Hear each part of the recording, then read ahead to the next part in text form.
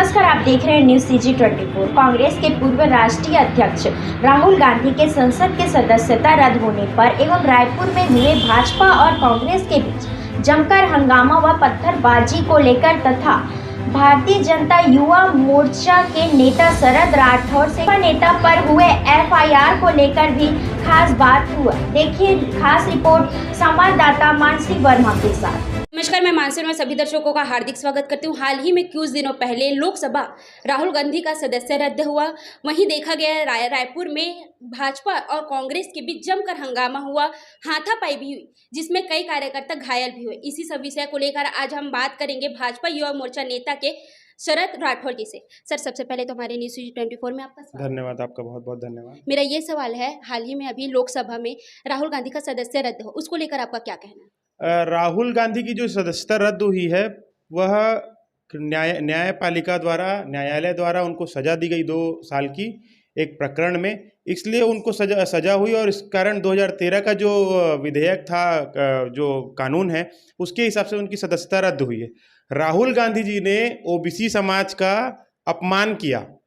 उन्होंने जो समाज छत्तीसगढ़ में साहू समाज के नाम से जाना जाता है, वही समाज वहाँ गुजरात में मोदी के नाम से जाना जाता है। और मोदी समाज को लेकर के, मोदी सरनेम को लेकर के राहुल गांधी जी ने अनर्गल टिप्पणी की, जिसके कारण कोर्ट में गुजरात के एक विधायक द्वारा आपत्ति दर्ज कराई गई, उनके खिलाफ मुकदमा दर्ज कराया गया, जिसकी सुनवाई के साथ साथ 2 साल बाद, पूरी सुनवाई में जो समय लगा 4 साल का लगभग समय लगा, उसके बाद न्यायालय ने यह निर्णय लिया कि राहुल गांधी उस मामले में OBC समाज का अपमान करने के लिए दोषी हैं, और अगर कोई दोषी है तो उसको न्यायालय सजा देती है।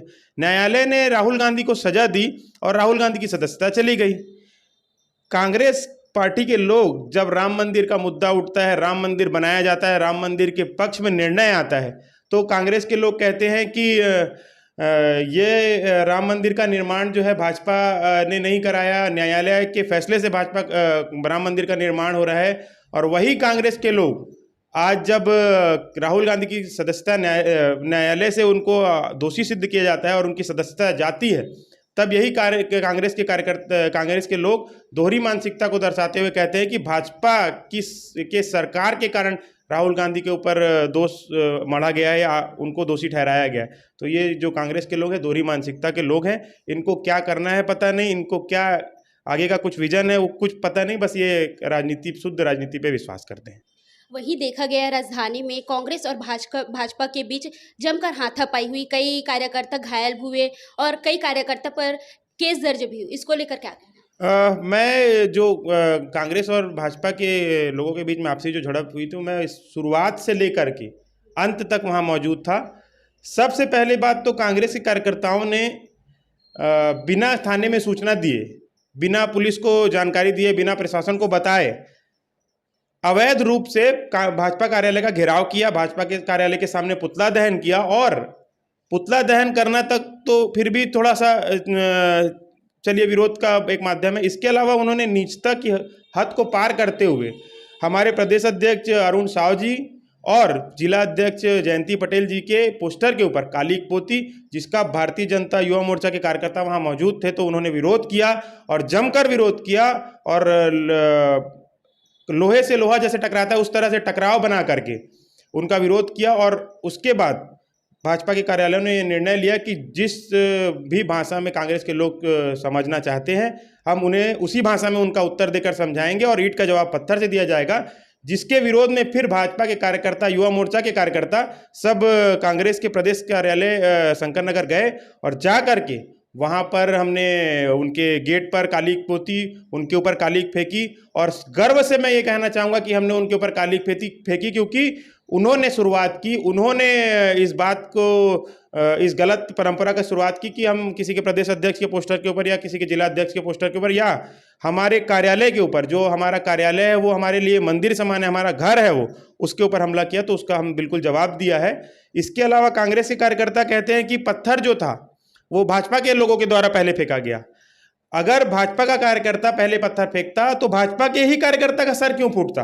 यदि भाजपा का कार्यकर्ता पहले पत्थर फेंकता तो कांग्रेस के लोगों का सर फूटता, ना कि भाजपा के लोगों का सर फूटता। और जब देखेंगे तो हमारे जिलाध्यक्ष गोविंदा गुप्ता जी हो गए, कृष्णा यादव जी हो गए, और हमारे और 3-4 जो कार्यकर्ता हैं उनका सर भी फूटा है, और किसी का हाथ में लगा है, किसी को कहीं चोट आई है।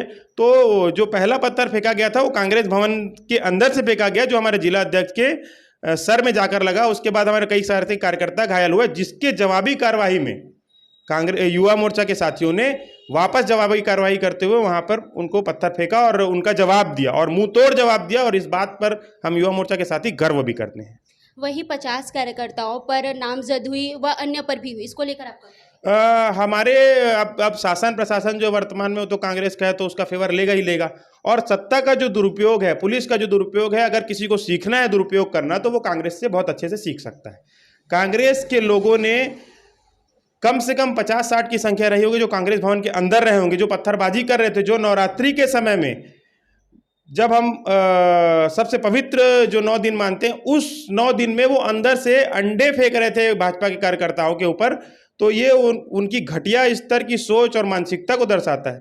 अब जब वहाँ 50-60 कार्यकर्ता कांग्रेस के अंदर हैं, कांग्रेस भवन के जो पत्थर चला रहे हैं, तो केवल और केवल मुख्य 5-7 कार्यकर्ताओं के ऊपर केवल FIR की गई, और FIR में भी भाजपा के युवा मोर्चा के साथियों के ऊपर 8 धाराएं दर्ज हुई हैं, जबकि वहीं कांग्रेस के कार्यकर्ताओं के ऊपर बहुत मामूली जमानती जो धाराएं होती वो 4-5 धाराएं बस दर्ज कराई गई हैं।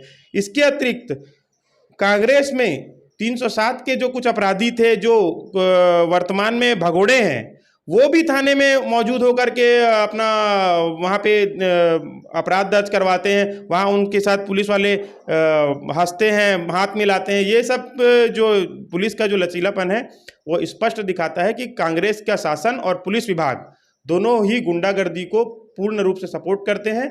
और हमारे अभी एक कार्यकर्ता है शुभंकर द्विवेदी जी, उनके ऊपर भी 307 लगा हुआ है, और कांग्रेस के भी एक कार्यकर्ता के ऊपर 307 लगा हुआ है। लेकिन हमारे युवा मोर्चा के जो शुभंकर द्विवेदी जी हैं, उनको पुलिस ऐसे ढूंढ रही है कि जैसे कि वो बहुत बड़े माफिया डॉन या कोई बहुत बड़े गुंडे या इंटरनेशनल अपराधी हैं। उस तरीके को उनको ढूंढा जाता है, पकड़ा जाता है। वहीं कांग्रेस के भी इस कार्यकर्ता के ऊपर ऐसी धाराएं लगी हुई है, उनको थाने में बिठाला जाता है, चाय पिलाई जाती है। तो इस सभी चीज़ का युवा मोर्चा विरोध भी करता है, और कंधे से कंधा मिलाकर ईंट का जवाब पत्थर से देने का आमादा भी रखता है। तो जिस प्रकार देखिए भाजपा युवा मोर्चा नेता का सीधा पलटवार जवाब कांग्रेस नेता के ऊपर दिया गया। बने रहिए न्यूज़ 24 पर, रायपुर 36।